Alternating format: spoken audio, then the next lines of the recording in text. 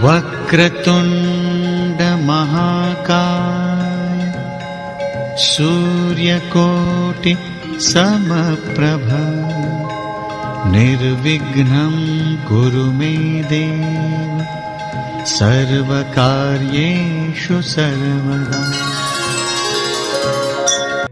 आप लोग ये तो भली भांति जानते ही होंगे कि रामायण में अंगद के पैरों में ऐसा कौन सा जादू था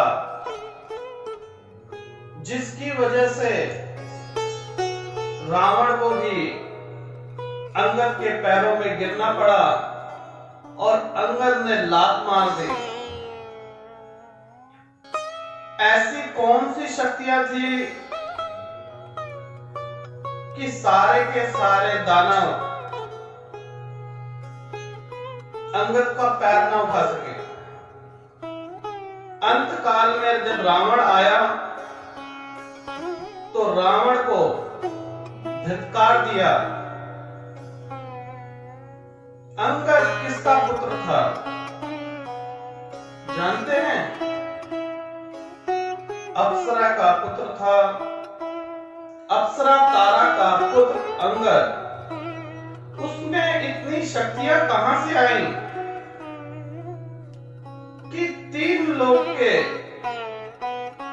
जिसके नियंत्रण में हैं, 9 के 9 ग्रह जिसकी चाल रावण बदलता है, महाबली रावण 4 वेद का ज्ञाता, और वो भी अंगद के पैर न उठा सका। ऐसी कौन सी शक्तियां थी, ऐसा कौन सा चमत्कार था कि रावण को खुद आके अंगद के पैरों में गिरना पड़ा? जानते हैं वो कौन सी शक्तियां थी? कथा इस प्रकार से है कि युद्ध शुरू होने से पहले एक बार तो बजरंगबली जी गए, और आप जानते ही हैं बजरंगबली जी महादेव का स्वरूप हैं। अगर चाहते तो सीता मैया को ले आ सकते थे, लेकिन रचना जो भगवान ने रची है उसको पूर्ण करने के लिए उन्हीं के स्वरूप विष्णु भगवान को ही वध करना था। नहीं तो एक से एक महाबली थे जो कि सीता मैया को ला सकते थे, लेकिन अगर रचना नहीं होगी तो जिंदगी में संरचना नहीं होगी। तो रचना यहां से शुरू होती है कि एक बार बजरंगबली जी गए और पूरे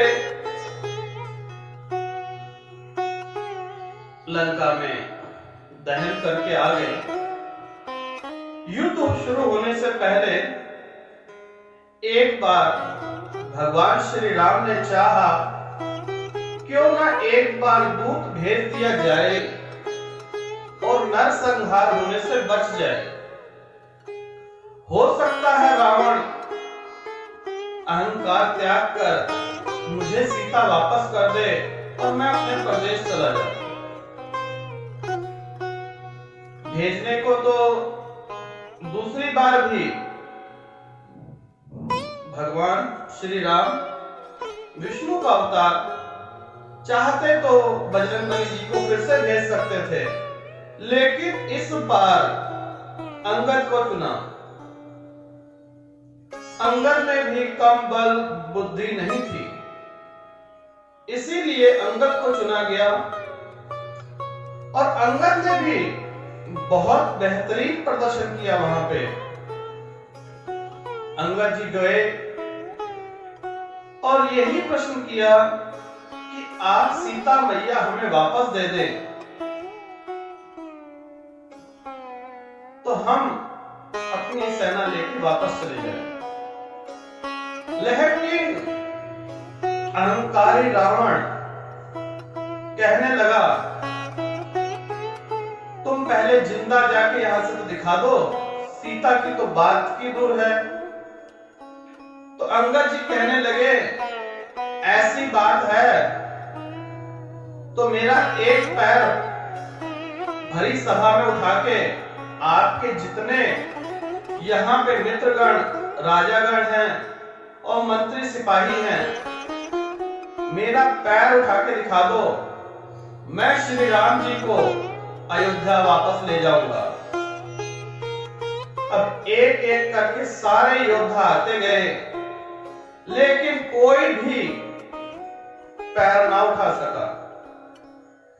अंत काल में जब रावण आया तो रावण को अंगद जी ने अपने पैरों से धक्का मार दिया और कहा,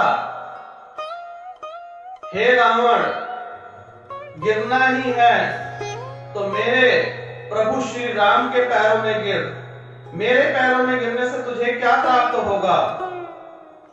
तो जैसे दानव से मैं अपने पैर छुआऊं, मुझे ये शोभा नहीं देता।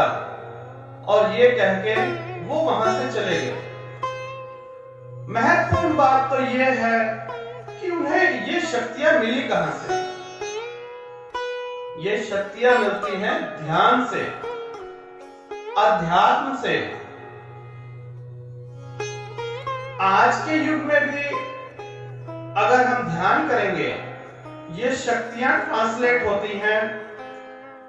ये शक्तियां जो थी वो बजरंगबली जी की थी, जो कि उपयोग महाबली अंगद कर रहे थे। बजरंगबली जी का ध्यान लगा के वो शक्तियों को एकत्रित कर रहे थे, पूरी शक्तियों को इकट्ठा कर लिया था। जितने दानव थे, किसी ने भी पैर उठाने की हिम्मत नहीं हुई। आज के युग में भी अगर हम ध्यान, अध्यात्म, योग, साधना करेंगे तो हम भी बलशाली, महाबली बन सकते हैं। आज के युग में भी हमारे अंदर कम शक्तियां नहीं हैं, बस उन्हें पहचानने की जरूरत है। अपनी शक्तियों को पहचाने और खुद भी बलशाली बने और देश को भी बढ़ाने में योगदान दें।